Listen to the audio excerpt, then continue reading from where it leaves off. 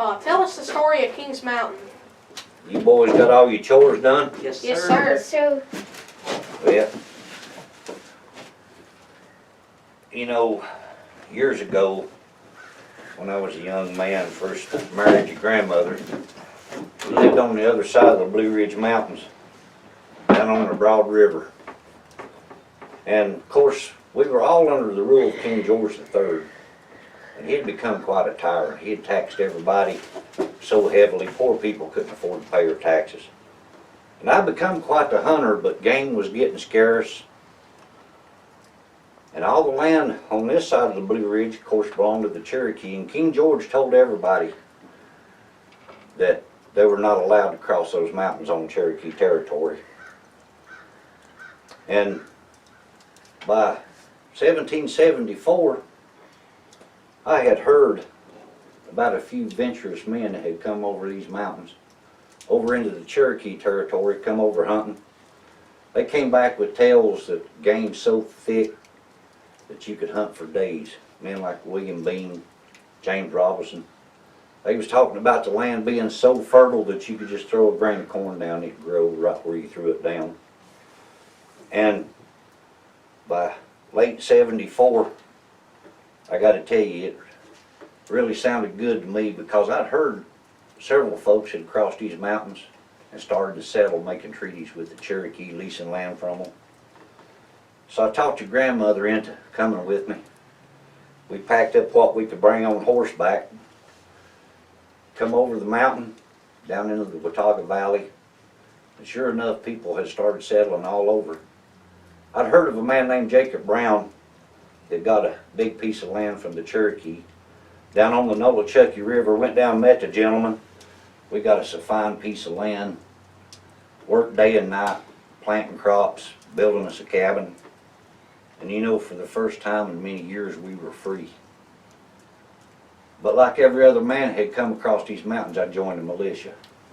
Served under Colonel John Sevier, Nolichucky Jack's what we called him.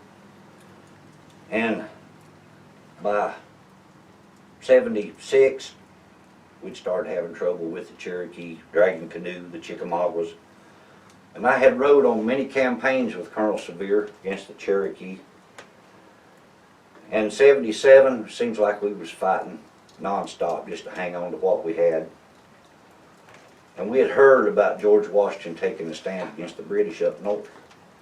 But I got to tell you boys, that war seemed a lifetime away from us. We were on the edge of the frontier. And we were totally free. We had wrote our own Constitution, the Articles of the Watauga. And we didn't really think this war would mess with us much. But by 1780, Washington and the British had fought to a stalemate. And King George was getting tired of this war. It was costing him quite a bit of money. So the British came up with a strategy. They called it their Southern Strategy. Sir Henry Clinton sailed down the East Coast with all of his army. They laid siege to Savannah, Charleston, the main ports in the South. So they took most of the Continental Army that was here in the southern colonies. So Sir Henry Clinton decided to sail back to New York, and he left in charge Lord Charles Cornwallis. And his job was to raise an army of loyalists, loyal Americans just like us, that was still loyal to King George, that could afford to pay their taxes. They were going to raise this army of loyalists and march them across the Carolinas, catch George Washington between the two armies and put an end to this revolution. Well, Cornwallis had two officers working under him, one by the name of Bannister Tarleton. He was a tyrant. He'd cut down a bunch of unarmed men that had surrendered at the Waxhaws. He's a really hated man. The other one was a man by the name of Patrick Ferguson. Now Ferguson's job was to protect Cornwallis's western flank and to raise this army of loyalists and train them and start marching across the Carolinas and clean up any rebellion that he may come across. But we had heard about some men on the other side of the mountain, some patriots, Men like Elijah Clark and Charles McDowell, Joseph McDowell. They were raising their men and taking a stand against the British. And I'd also heard that one of the leaders on this side of the mountain, a man by the name of Colonel Isaac Shelby up on the Holston River, he had been taking some of his men over and joining up with them. And this became quite an aggravation to the British, especially Ferguson. Well, Ferguson his army was camped at a place down there called Musgrove Mills. And there was a whole band of frontiersmen come screaming out of the woods, inflicted a bunch of casualties. I mean, they laid into them and then disappeared right back into the mountains. They couldn't catch them. Ferguson had had enough. He'd captured a man by the name of Samuel Phillips, young man. He was actually cousins to Colonel Isaac Shelby. And he sent young Samuel over the mountains to Colonel Shelby. He sent him a threat. He told us all to lay down our arms, pledge loyalty to King George, or he would march his army over the mountain. He would lay waste our homes and crops with fire and sword and hang our leaders. Well, he made a mistake. I was behind a cabin laying up wood for the winter. My neighbor, John Crockett, come riding up and said, "Get your rifle, get your horse, or call up the militia." I said, "Why? We ain't had no trouble with the Cherokee in a long time." He said, "Ain't you heard it's the British?" He told me about this threat that Ferguson sent. My blood was boiling. I got my rifle, my bag, my horn, saddled my horse. Told my wife, anything happens, you head to Fort Watauga. And we come riding up the Nolechucky, and as we come up the river toward Colonel Severe's place, the men were coming out of every holler. We were swarming like yellow jackets. Everybody was mad. We got to Colonel Severe's place, come riding up Cherokee Creek toward Fort Watauga. There were 240 of us. We got to Fort Watauga. Colonel Shelby was here with all his men from off the Holston. Now, we didn't know it, but Colonel Shelby and Colonel Severe had met with William Campbell, Colonel William Campbell up in Southwest Virginia, and asked him for help. They told him, if Ferguson comes over the mountain, we can't stop him, and he'll come straight to you. We hadn't been to Fort Watauga just a little while. Here come Colonel Campbell with 200 Virginians riding across the river. A little while later, here come his cousin Arthur Campbell with 200 more. And man, you would not believe what an army we was getting. We camped there on the banks of the river that night, and there was campfires as far as you could see. And all the commanders had got together. And they decided, old Ferguson, he wants a fight. Well, we'll give him a fight, but we ain't going to fight him over here around our homes and our families. We'll take it to him. Now, the next morning, there was a young lady by the name of Mary Patton. She made black powder, which was strictly against King George's rules.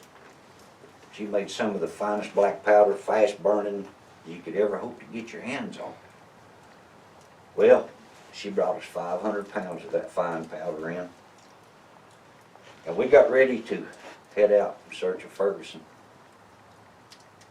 And some scouts came in. They said that the British Indian agents was over in the Cherokee territory trying to get the Cherokees to attack the settlements. And we knew that we was leaving most of our families unprotected. So they lined us all up outside the fort, and they walked by and they picked out every seventh man to stay behind to protect our families. We got ready to saddle up and leave, and there was a young Presbyterian minister stood up, a man by the name of Samuel Dope. He gave us a fiery sermon and a prayer. He told us to go fight with the sword of the Lord and of Gideon. And that became one of our battle cries. Well, we took the horse back, driving a few cattle with us for beef, and it started raining. We got to the bottom of the mountain, a place called the Shelvin Rock. The old people called it the resting place. We put all of our powder under that rock overhang that night to keep it dry. Laid in our wet blankets and tried to rest. The next morning, we got up and we rode straight to the top of the mountain. We had slaughtered what beef we could carry, but we knew we couldn't drive the rest of them across the mountain, so we sent some boys back to the fort with what we had left. We headed to the top of the mountain, a place called the Yellow Mountain Gap, where the trail crossed over. And you know, by the time we got to the top of the mountain, that rain had turned to snow. It was shoe mouth deep. It was cold. It was miserable. We camped just a little ways on the other side of Yellow Mountain Gap. One of the most miserable nights I'd spent in many years. Got up the next morning, done a little drilling. Commander's done a roll call, and two of Colonel Severe's men were missing. Two men by the name of Chambers and Crawford. Now, rumor had it around the settlements that these men had Tories' leniencies, that they were loyal to the king. All I know was they were gone. And we figured that these men that rode ahead of us to tell Ferguson that this Overmountain army was on its way. But then we had a problem. Because on the other side of the mountain, on the other side of Yellow Mountain Gap, there's two trails that goes off into the Piedmont. Now we knew if we all took one trail, Ferguson might be marching his army up that other trail. He'd march straight into the settlements, and we couldn't stop him. So the commanders got together and made a decision. Something that's seldom done. They split their forces. Colonel Campbell took his men, took one trail. Colonel Severe and Shelby took the rest of us. We took the other trail. We come off that mountain. We were just far enough apart. We figured if one of us run into Ferguson, the other ones would hear the shots. We could help them, but we never seen no sign of him. We come together at a place called Quaker Meadows. It was a plantation owned by Colonel Charles McDowell. He was a patriot leader. We rode into the McDowell's place in the pouring rain. And they were so gracious to us, they let us take the top rail off their fence and burn it in the fires to try to dry out. Let us pull a little corn, brought in a little more beef, tried to feed us the best they could. And as we sat there in the pouring rain that evening, here come a whole group of men riding in from Surrey County, North Carolina. They were being led by a Major Winston and a big old man named Benjamin Cleveland. Now, old Ben Cleveland, he was notorious for hanging loyalists. If you was loyal to King George and you run into Ben Cleveland, why, he'd hang you on the spot. I really liked that old man. And our armies was growing. Daily we were picking up more men. As we slept there in the rain that night at Quaker Meadows, some scouts came in. They'd found Ferguson. He was camped a couple of days' ride from us, a place called Gilberttown. We got up the next morning, took the horseback, went thundering across the Catawba River. We was headed straight for him. We got just a little ways away from Gilberttown, and the sky opened up on us. It began to pour down the rain. So we squatted under a group of cedar trees, trying to stay dry, trying to keep our powder dry, keep our rifles dry. Praying that that rain would stop, but it never let up, so we decided to push on. And we got right outside of Gilberttown. We tied our horses up into the tree lines, and we took our rifles. We moved in on foot. We come screaming out in that field where old Ferguson was at, and he was gone. There was nothing there but cold campfires. He'd been gone for 2 days. And even the best of us scouts could not find his trail. It had rained so much the ground was like a swamp. One of the commanders, a man by the name of Williams, he spoke up and said, Ferguson, he's headed to that big British fort down South Carolina, Fort 96. So we turned and we started riding in that direction because we had to catch him. Now the next night we were camped on the Green River, a place called Alexander's Ford. In the middle of the night I never heard such a commotion. Man come riding through the camps. Some of the boys about shot him. They drug him out of the saddle, going to hang him, thought he was a spy.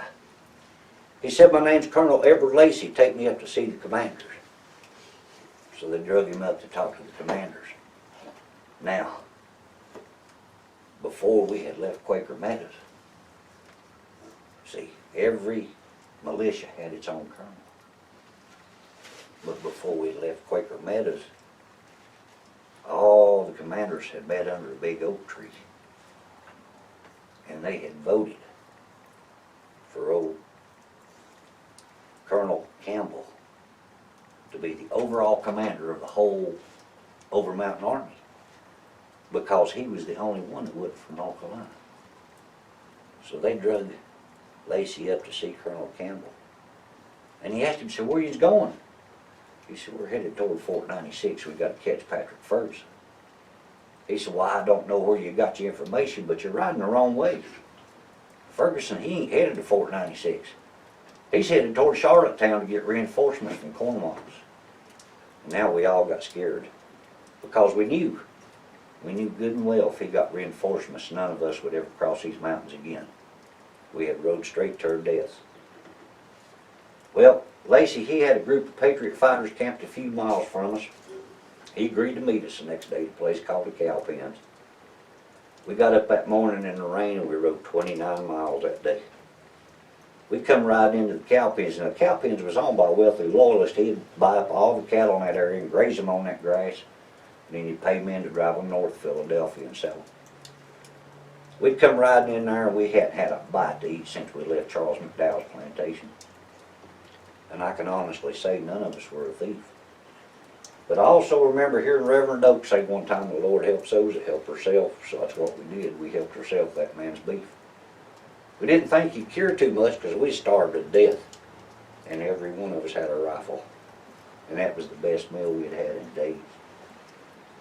We laid down that afternoon in the rain and we was trying to rest, but none of us could rest. Because we all knew this was our only chance. We would never have an army like this again. And as we laid there in the rain that evening, once again the commanders had met. And they made a decision. They come walking through the camps that night and they started picking out 900 of the best men. And they picked out 900 of the best horses that we hadn't rode into the ground chasing Ferguson. And I'll never forget it. I can remember like it was yesterday. At 9 o'clock at night, we took to the saddle. We rode off in the dark in the pouring rain looking for Ferguson. All night long we pushed through the darkness. Couldn't even see the horse in front of him, but we wouldn't let up. We crossed the broad river in the middle of the night. It was completely flooded. We put our strongest horses downstream in case any of the men washed out of the saddle. There was nothing going to stop us. Now the next morning, we rode up on a little homestead, a little settlement. Had a young man traveling with us. He was quite a little character. Enoch was his name, Enoch Gilmer. Little Enoch rode up to the commanders. He said, "I got an idea. If you let me ride over to that house, I'll find out where Ferguson's at." So we all laid back in the woods. Little Enoch rode across the fields, tied his horse off, walked up on the porch and knocked on the door. There were two women living there. One of them opened the door.